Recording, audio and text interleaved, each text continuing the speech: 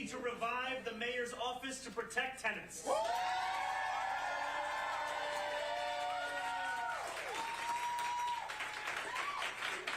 We will not compromise on housing quality. If your landlord does not responsibly steward your home, city government will step in. We will make sure that 311 violations are resolved, and we will hold slumlords to account for hazardous and dangerous threats to your well-being. The second is to create a LIFT task force. LIFT stands for Land Inventory Fast Track, to leverage city-owned land and accelerate housing development. The task force will review city-owned properties and identify sites suitable for housing development no later than July 1st of this year. The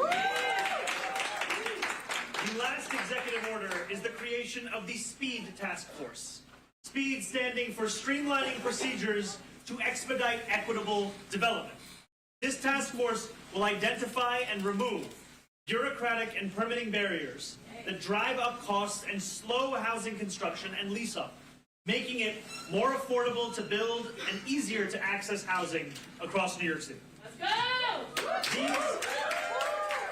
These two task forces will be overseen by our incredible Deputy Mayor for Housing and Planning, Leila Bozar. These are sweeping measures, but it is just the beginning of a comprehensive effort to champion the cause of tenants too long ignored and homes too expensive. We are here today at 85 Clarkson Avenue.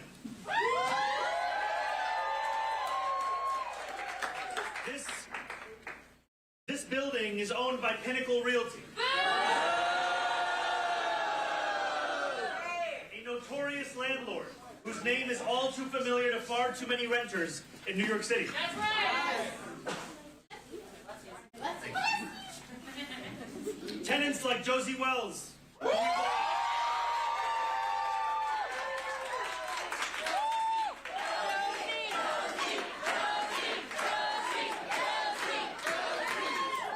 who we will hear from shortly, contend with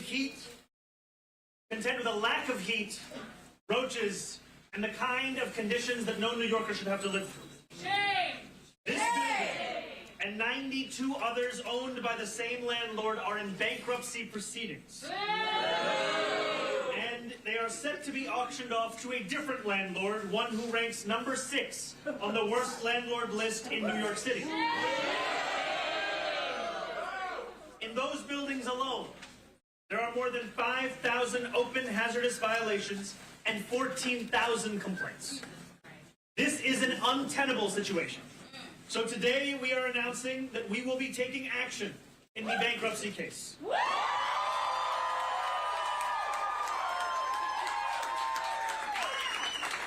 Stepping in to represent the interests of the city and the interests of the tenants and say, once and for all, who this government will be fighting for. I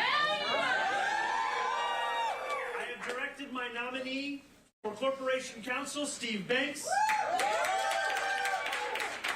to take precedent-setting action in the bankruptcy case on behalf of the renters of this building and of the thousands of other renters across New York in similar situations. We are a creditor and interested party. That's right. The city is owed money that Pinnacle never paid. That's right. And we will fight for New Yorkers' interest to safe and habitable homes.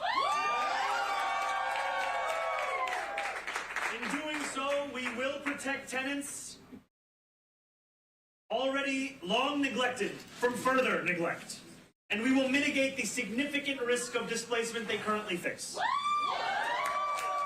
For too long, bad landlords have been allowed to mistreat their tenants with impunity. That ends today. No longer will government turn a blind eye as working-class New Yorkers, many of them in neighborhoods of color, are treated as pawns in a game where landlords never feel the consequences of those kinds of actions. That's right. Lastly, but certainly not least, you cannot hold such violations of the law to account unless you have a proven principled, and tireless fighter at the helm. That is why I am proud today to announce my friend, Sia Weaver.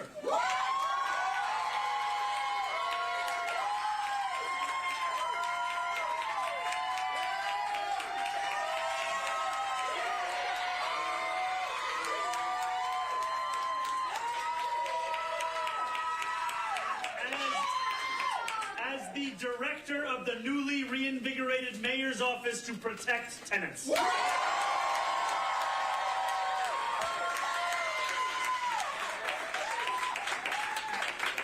has a peerless record of standing up for tenants in our city. Yes, she does. As the director of Housing Justice for All, she has fought in Albany to deliver pro-tenant legislation. Yes. From stronger rent laws to good cause eviction to more affordable housing for all New Yorkers. We are creating the mayor's office to protect tenants, with Sia leading the charge because this work has too long been relegated to an afterthought. Yes. We fight hard to win new rights for tenants across the city, only to find that those tenants are never told of those rights. That's right. Millions of tenants across this city are eager for a day when their needs are no longer ignored and forgotten by those in power. Today marks that new era for this city. One where we will follow through on the promises we have made and where we stand up for those who have too often been left to stand alone. I want to thank every tenant who is joining us today.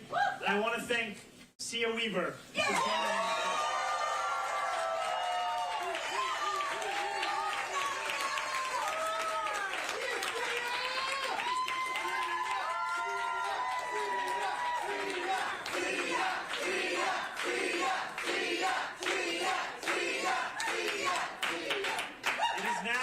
Great pleasure and an honor of mine to introduce the new Executive Director of the Mayor's Office to Protect Tenants, Sia Weaver.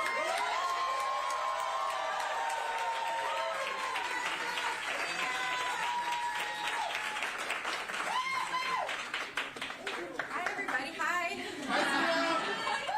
I can't believe we're here. I want to thank Mayor Mamdani. It said Mayor-elect Mamdani, but then we got to for this extraordinary appointment. And I want to thank all the members of the Union of Pinnacle Tenants who came out today, and all the other tenants here in this room who are struggling for self-determination in the face of real uncertainty and fear as these buildings go through bankruptcy. And I am so happy to say with certainty that there's a mayor who is on your side. Yeah.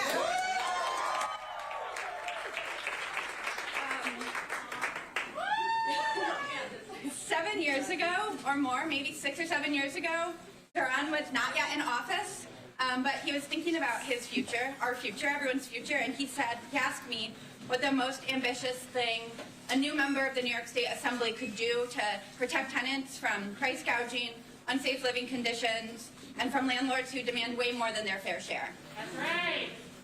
And since then, he's stood alongside us with a principled and steadfast vision. And I'm so honored to join this administration and to deliver on the affordability agenda alongside him.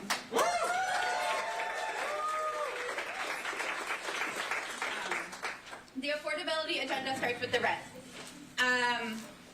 Too many New Yorkers are worried about the first of the month today. They're worried about paying for costs, even though our conditions are bad and getting worse. That's right. That's right. A rent freeze in the face of the fact that our living conditions are worsening every single day makes so much sense. Yes.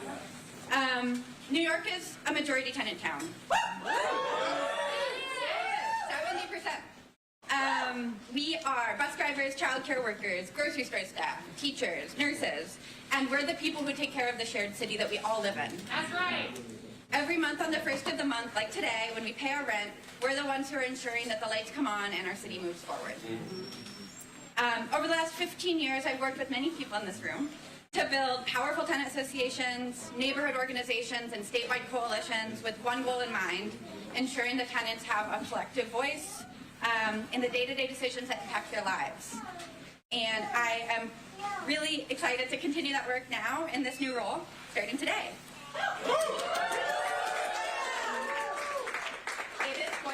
challenging. New York is home to some of the most valuable real estate in the world, and everything about New York politics is about the fact that our land is really valuable. It's worth a lot of money to too few people, honestly, and we're fighting over it. I know that we can do it. I know that we can build a more equitable and affordable city because nobody loves their neighbors more than tenants love their neighbors. Even if you're kind of annoyed that your neighbor is taking a bath and it's coming into your apartment.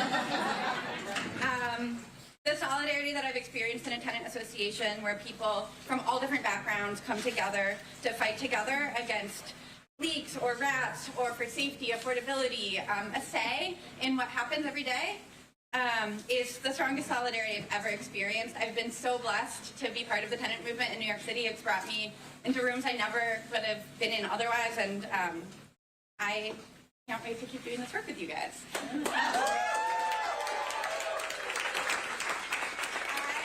I know that no one stands up for New Yorkers more than tenants stand up for New Yorkers, and no one stands up for the New Yorkers in this building more than Josie Wells. So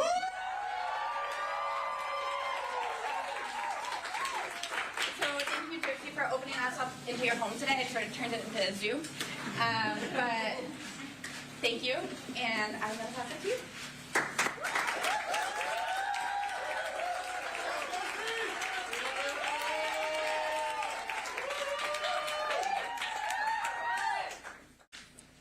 Thank you, everyone.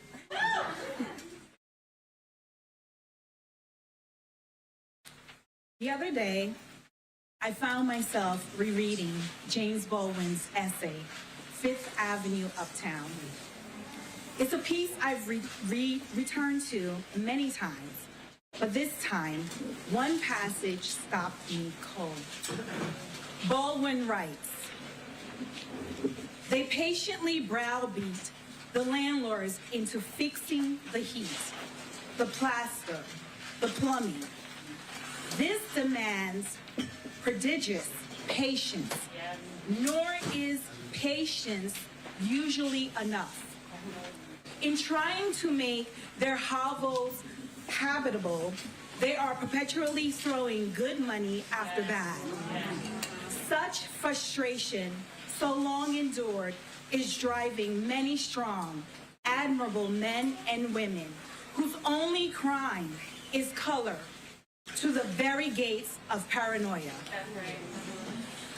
He wrote those words 65 years ago in 1960. Yet they read as if they were written for this very moment. Today, in many Pinnacle apartments, you'll find dirty walls that haven't seen a fresh coat of paint in years, cabinets hanging precariously in kitchens and bathrooms, cracked plaster zigzags across ceilings and hallways. And disturbingly, these are among the least shocking conditions that tenants endure. These living conditions are not abstract to me. I grew up in this building and have watched it fall into disrepair. In my mother's apartment, a section of the hardwood floor has rotted. Despite repeated complaints to the landlord, that patch of flooring remains crumbly, discolored, and unrepaired. It has been that way for 7 years. Long before Pinnacle filed for bankruptcy this spring. Pinnacle gambled on making our housing less affordable and our lives more miserable.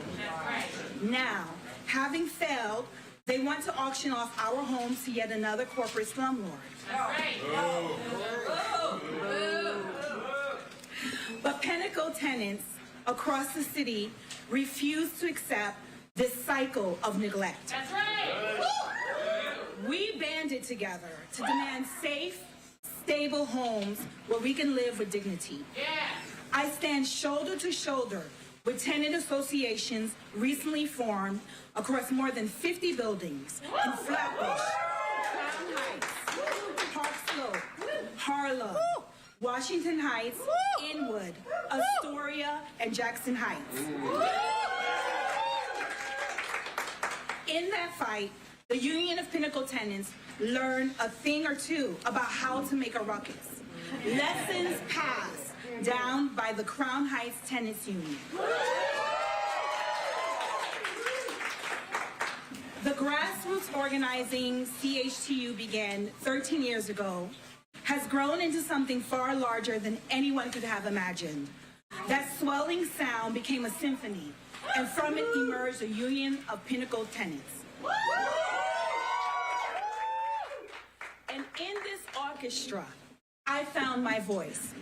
And I have learned that when you make noise, or as the late great civil rights activist John Lewis said, when you get in good trouble, some will dismiss it as just that, but others will lean in and listen. That is why the Union of Pinnacle Tenants is deeply honored that one of the very first acts Mayor Mamdani has taken is to visit a Pinnacle building, stand in solidarity with our fight, and announce the creation of the Mayor's Office to Protect Tenants.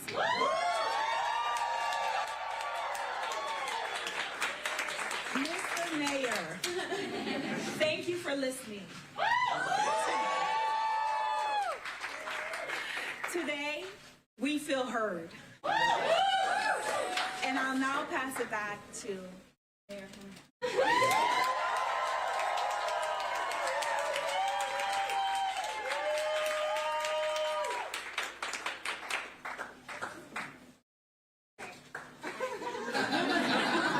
Several folks and Mayor Council Steve Banks here available to answer questions about any of the executive orders. So we'll start on topics first. Please, Chris, go ahead. It's about an executive order that you also just announced. You're revoking all executive orders, I understand, that were issued after September 26th, 2024, which was the date of Eric Adams' indictment. I'm wondering, why was that date picked, and what orders in particular issued by Eric Adams after that were problematic? We speak about this day as a new era. And in order for us to fulfill the hope that that language engenders, we have to reckon with why so many New Yorkers have turned away from politics over the last few months, the last few years, the last few decades. And that was a date that marked a moment when many New Yorkers decided that politics held nothing for them, but more of the same. And what we are showcasing here in this moment is not only how we will stand alongside the New Yorkers who have been left behind, but also the structures we will create such that New Yorkers in this room and outside of it can know the truth of that commitment. This is an office and an executive director that will be tasked with delivering for these tenants, that will be empowered to deliver for these tenants. And I stand also alongside a state assembly member who has ensured that this work, this struggle, this issue is one that is never lost in the headlines of this city. What were some of the executive orders from Eric Adams issued after September 26th, though, that were especially problematic? One of them, for instance, created his Office of Anti-Semitism to combat anti-Semitism. Was that one you viewed as especially problematic that you wanted to get rid of? In our second executive order, we write about the structure of city government, and that structure also includes the continued